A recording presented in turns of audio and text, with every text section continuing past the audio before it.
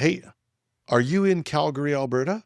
If you are, B-Sides Calgary, a not-for-profit grassroots organization for information security professionals, hackers, coders, students, and the broader tech community, is holding an in-person event on May 1st and 2nd at the Bow Valley College. They've got workshops, community groups, cyber, capture the flag, and a diverse lineup of speakers attracting hundreds of attendees. I'll put a link in the show notes, but you can just Google B-Sides Calgary. Letter B, S-I-D-E-S, Calgary.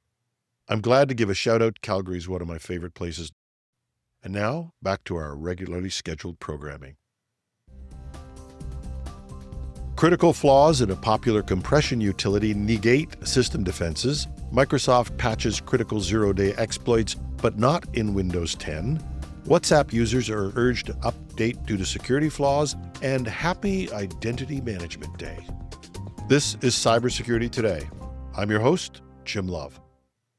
Security researchers are warning all Windows users to update WinRAR immediately after discovering two serious flaws that hackers may be exploiting in the wild. WinRAR is one of the most widely used tools for compressing and extracting files, with over 500 million users worldwide.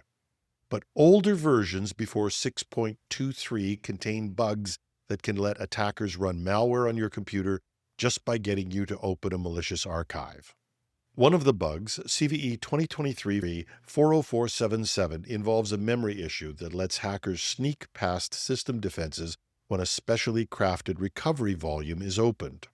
The other, CVE 2023-38831, is also dangerous. It lets attackers hide malware in a zip file that looks safe. The flaw could allow attackers to bypass Windows Mark of the Web, MOTW, security warnings, and won't be flagged in those cases, and no warning would be given. We should always be using the latest version of any software, but just to provide added motivation, these types of flaws, while not being detected in the wild for this particular software yet, have been used in real-world attacks. Google's threat analysis group confirmed that state-backed hackers have already used them to spread spyware like DarkMe and remote access tools like Remco's. The attack works by disguising dangerous code as regular documents or folders. Now, these issues have been patched in the latest WinRAR version 7.11. You can download the latest version from win-rare.com. And even if you think you're up to date, why don't you just go check?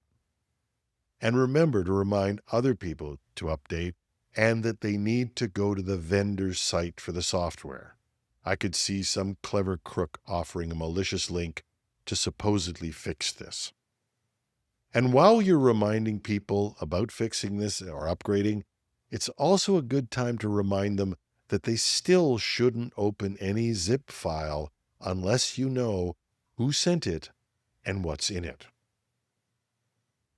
Microsoft has released a security update addressing a high-severity zero-day vulnerability in the Windows Common Log File System, CLFS, that was actively exploited by the Ransom EXX ransomware group. It was tracked as CVE 2025-29824. This use-after-free flaw allowed local attackers with low privileges to gain system-level access without user interaction.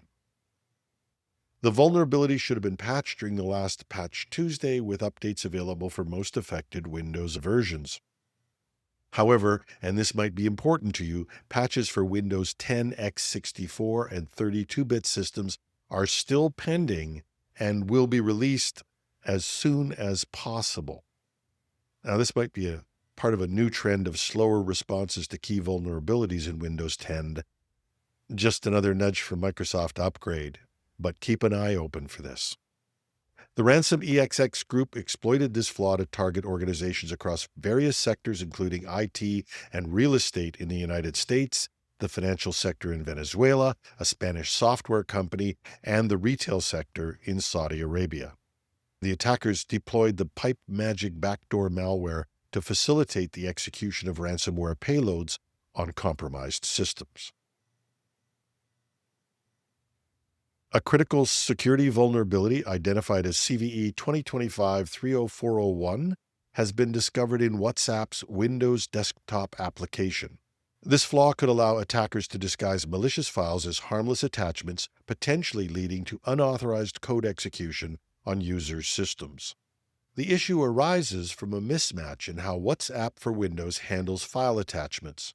Specifically, the application displays incoming attachments based on their MIME type, a descriptor indicating the file's content type. However, when opening these attachments, WhatsApp relies on the file extension to determine the appropriate program to execute. This discrepancy allows an attacker to craft a file that appears to be benign, but is in fact an executable file. If the user opens such a file within WhatsApp, it could lead to execution of malicious code without user knowledge. This vulnerability affects all versions of WhatsApp for Windows prior to 2.2450. Users are strongly advised to update their application to version 2.2450.6 or later to mitigate the risk. But this flaw underscores a common tactic being used by attackers, exploiting file attachments to deliver malicious content. Nico Chiraviglio, chief scientist at Zempirium, a mobile security solutions provider, stated, "Attachments remain one of the most common vectors for delivering malicious content. Just another reason to educate users about the risks associated with unsolicited file attachments and, of course, if they have to use these applications, keeping them up to date." Now, you may have noticed that we rarely celebrate all of the various days that are out there, mostly because I'm blissfully unaware of them, and I kind of think they're overdone, and besides, by the time I figure out what special day is happening, I've posted today's show. But someone reminded me that today is Identity Management Day, and more importantly, they sent me some data from a recent survey by Okta that started me to thinking. The survey revealed that Canadians are increasingly worried about identity theft, but don't appear to be doing much about it. So maybe this Identity Management Day, we can highlight some of that data. 72% of Canadians, according to this study, believe their identity will be stolen or used by someone else due to advancements in generative AI. 58% of Canadians are concerned about their identity being stolen, but only 21% feel confident in their ability to recognize AI-generated attempts to compromise their information. So the good news, they're aware we have a problem. The bad news, what are we doing about it? Not enough, and especially at work. Only 5% of Canadians appeared to be concerned about their work credentials and email, leaving organizations exposed. 5%. Well, it's clear that the system is not working. Why? Not because they're bad people. 68% of Canadians feel overwhelmed by the sheer volume of online accounts they have. 37% of them experience monthly login failures due to forgotten credentials, and 18% say they face this ordeal weekly. Which takes us to the core of the issue. I've always said, and maybe this is dumb, that if there are no inconveniences, you probably don't have value in the security you're using. In other words, you have to do something different to protect yourself, and doing things differently is uncomfortable for us. But we can't ignore how overwhelmed people are, and even I'm often using choice words when I can't log in because of some new feature or some change. But as a security person, I have to suck it up and live with it. The average person might just try to find ways around inefficient or uncomfortable methods, or just resist their implementation. But now I know a reason why I don't pay attention to these special days. We have the insight, but we don't fix the issue. It's just like that thing every year where they come up and say password is the most frequent password. We admire the problem for a day, and then we move on to our next daily awareness issue. Something real's got to change. I'm thinking I'm going to do a special piece on new identity solutions.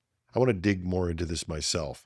It's going to be a weekend show, but you can help me out. Let me know what questions you might have And what would make that show more valuable to you? Because here's the present I'd like for Identity Management Day next year. I'd like to say we stopped admiring the problem. And that's our show for today.